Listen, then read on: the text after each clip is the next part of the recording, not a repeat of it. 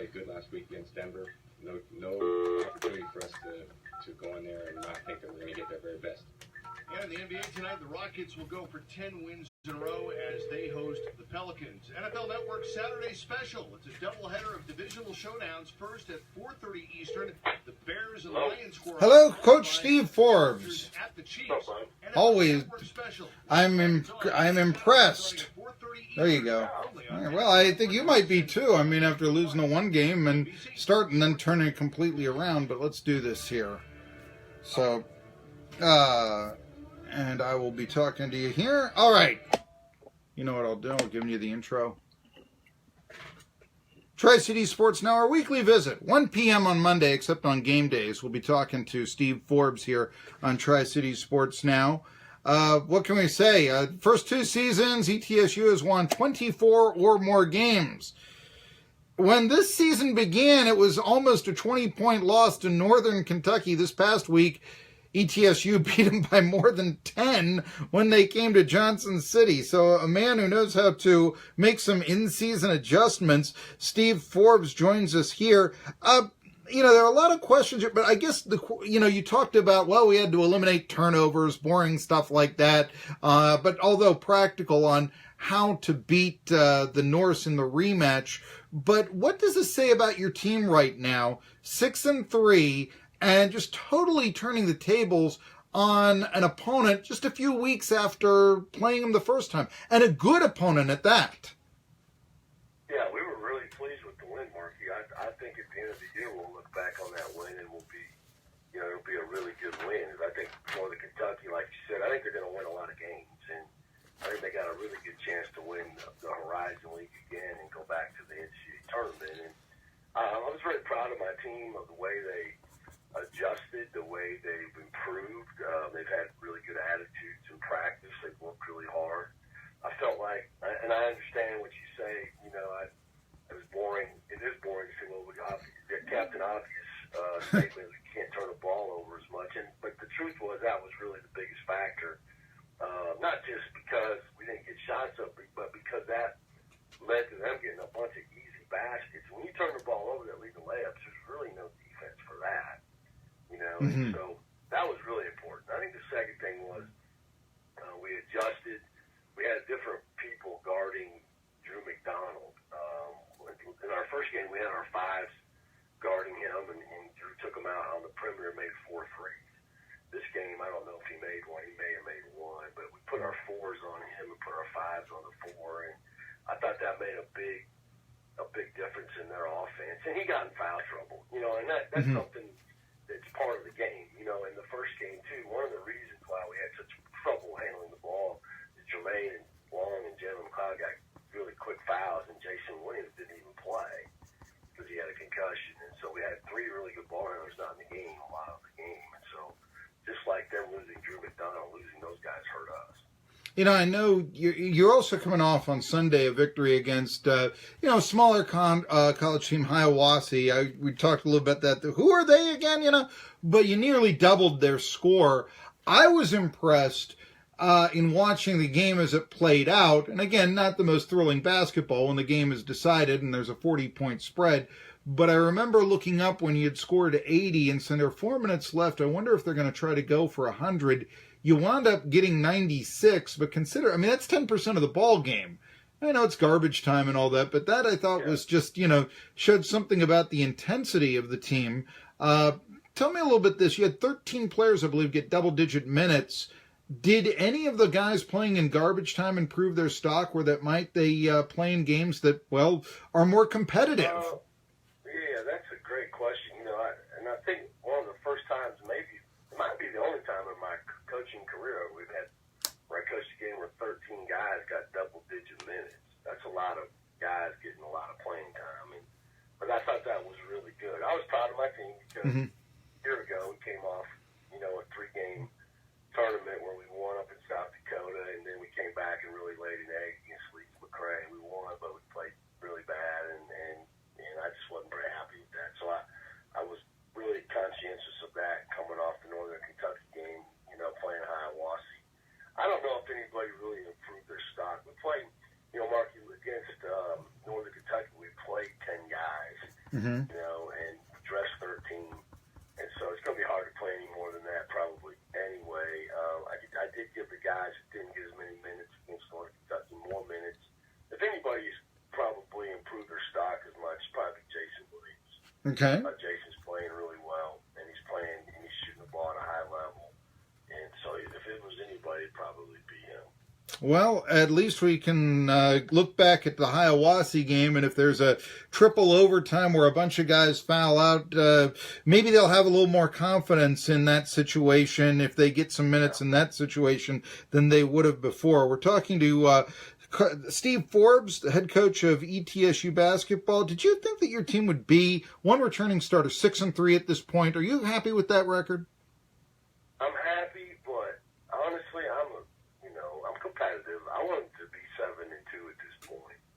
I didn't like losing at home to Troy. I knew going to Northern Kentucky, our first game of the year, would be a really hard game, realistically. And I knew realistically going to Kentucky would be a really hard game. Realistically, I thought we should win the rest. Now, I knew going to Fordham would be really hard just because it was a road game. I knew having Troy here at home and IPFW and Northern Kentucky at home, I knew those would be harder games, but I thought we could win them. So I'm pleased we're 6-3, but I'd prefer to be 7-2. All right, we're talking to Steve Forbes, 7-2, not 9-0. Now I got to be the stickler here. Well, yeah, I always want to win, but realistically, if you look at it on paper, Sure. Like you do and I do, I mean, you look at those games and you say, well, realistically, where can we be if these things play out the way you think they might play out, and that's what I thought. So what's the key to beating Xavier? That would be a huge feather in the cap for the program. We're going to have to play really well. I haven't watched, it's Monday. I haven't watched any, really, to be honest. We played yesterday.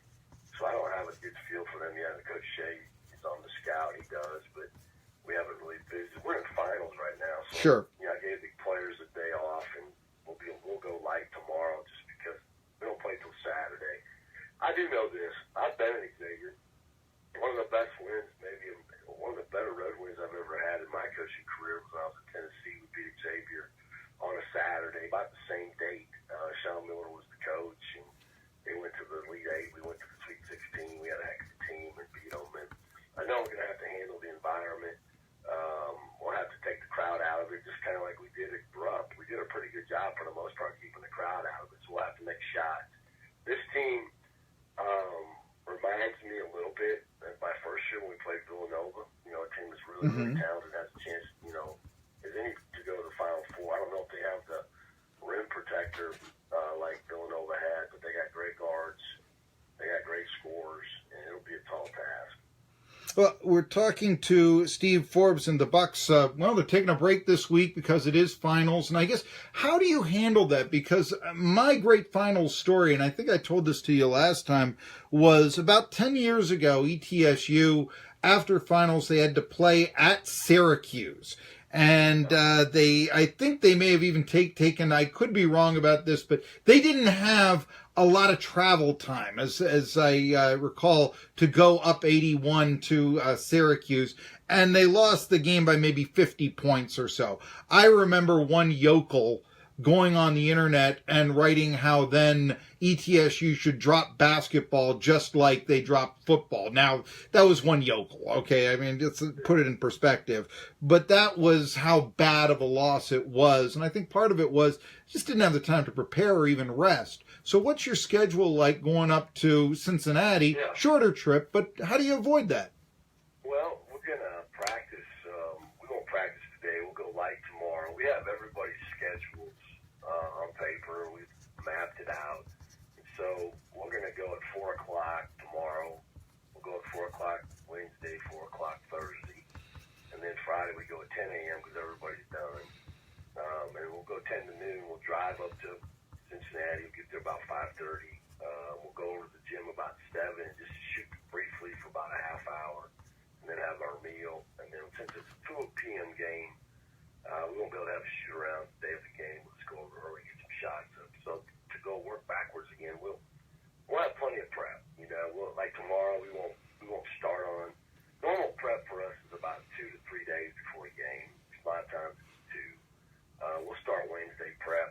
Wednesday, Thursday, Friday prep.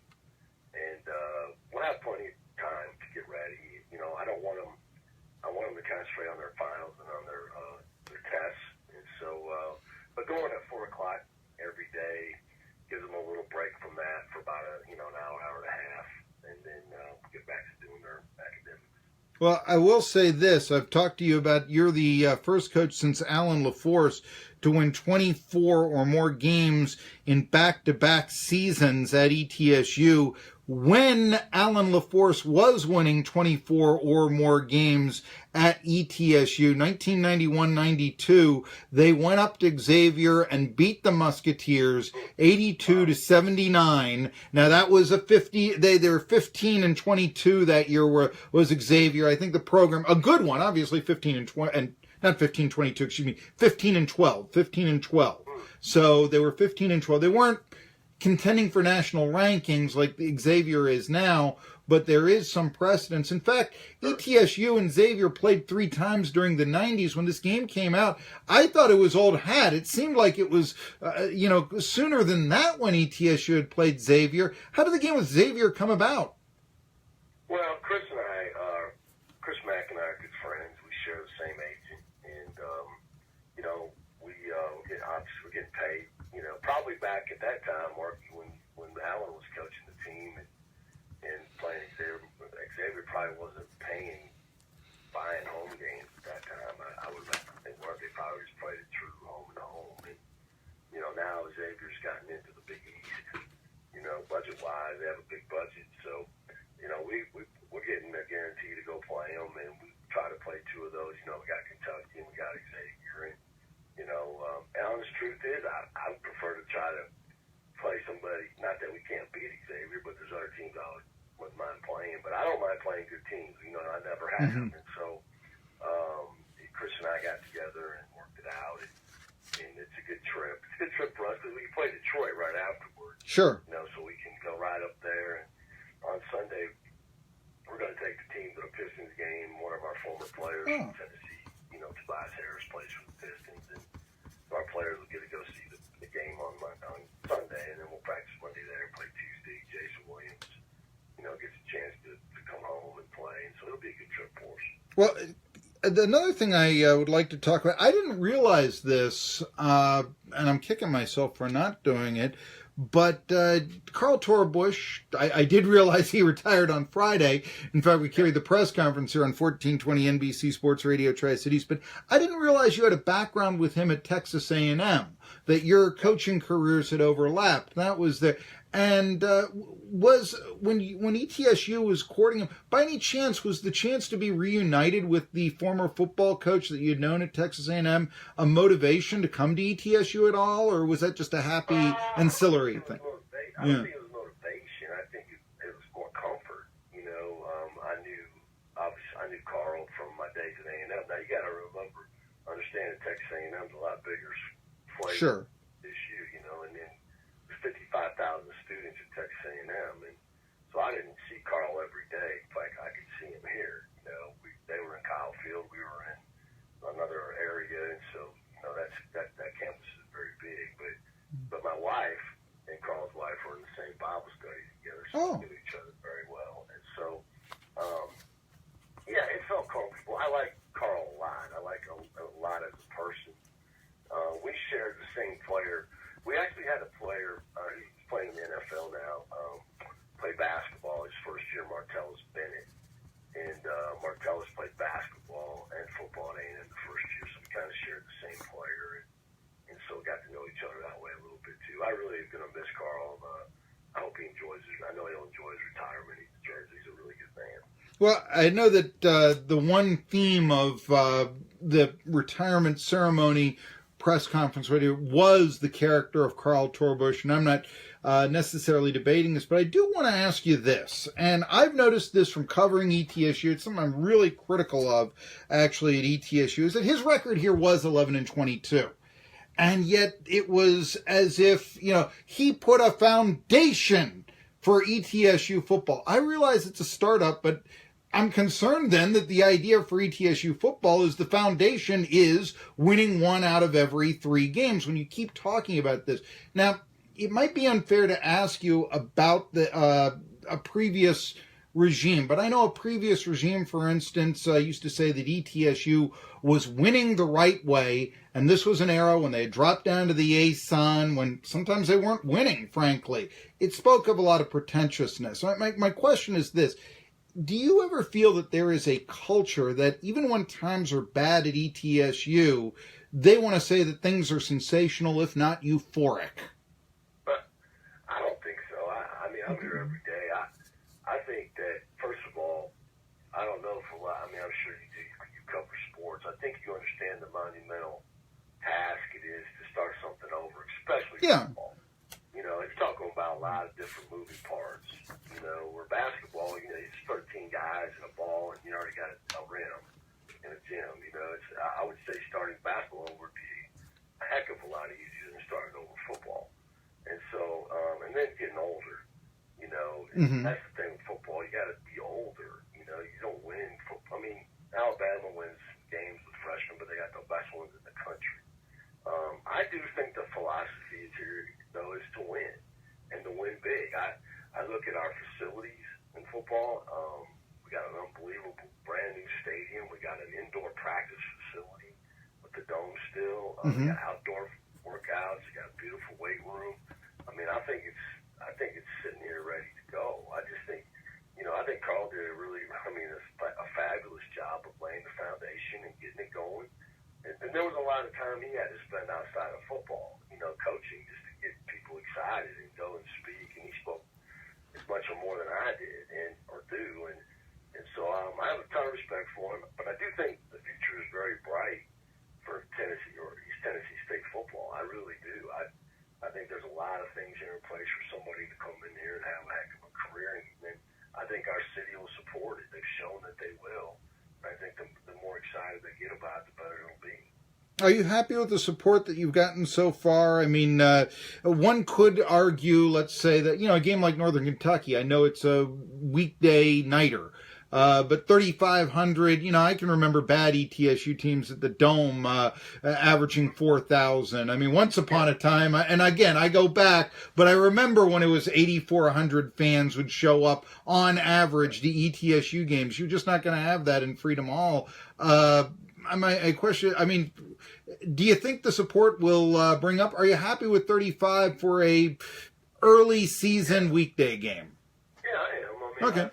I'm pleased with anybody, you know, shows up. Everybody has a choice, right? You have an infinite choice. You can choose not to come and stay home and watch whatever. You can watch anything on television nowadays. I mean, ESPN3, you can watch every one of our games on television. So, I mean, it's easy to see things at the comfort of your home. And so I'm very appreciative of our fans. I think they're doing a great job, and I think it'll continue to build. You know, it's hard. Once, you know, and here's the thing. When you're right, in the 90s, we had an unbelievable following. But once you lose that, it's really hard to get it back immediately, you know. And I don't think, you know, it wasn't as long before I got here that, you know, we weren't drawing like that. And we had 3 sellouts last year. You know, we sold out for Tennessee, which we should, but we sold out for Furman and Chad as well.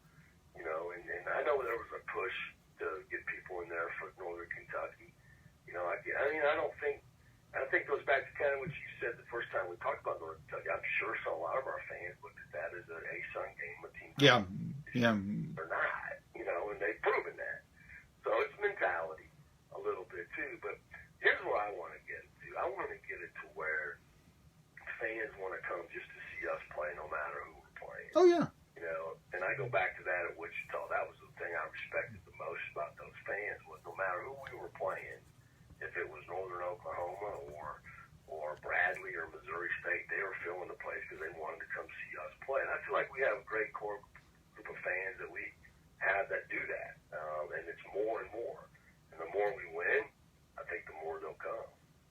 Well, I'll say this. If you can find a way to beat Xavier, you're 7-3, but you've then got 2 pretty nice signature victories. And if the Southern Conference is ever going to be a 2-bid conference, you got to start winning those games. Yeah. Not let alone Kentucky. I mean, I'm looking at the 19th and 20th, some of the out of conference schedule, and saying, boy, if there is a way that those games can be victories, then that could make it a 2-bid league. You know, if that happens, then yeah, the attention will be there. As you, I'm sure, knows, there's always a feeling, I feel it, maybe even you do too, that the regular season in college basketball can sometimes seem very meaningless.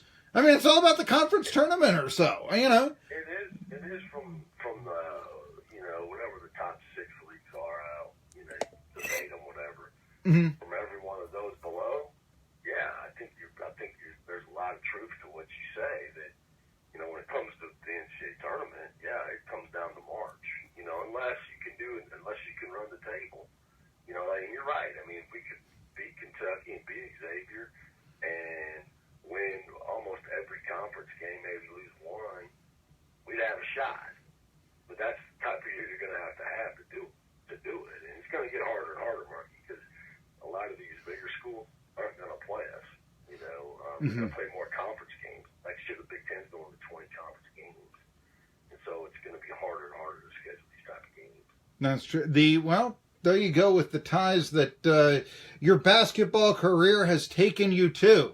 So yeah, the Big Ten might be out, but there you go. That's the challenge for Steve Forbes. The other challenge, I'll tell you this: we all like Carl Torbush. I liked him. I can be critical of an 11-22 record, but I liked him.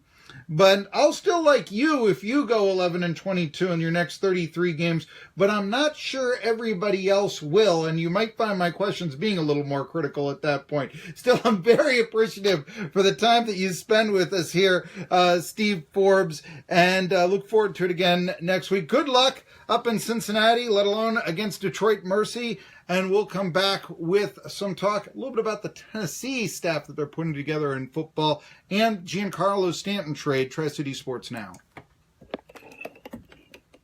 I hope you didn't think that was a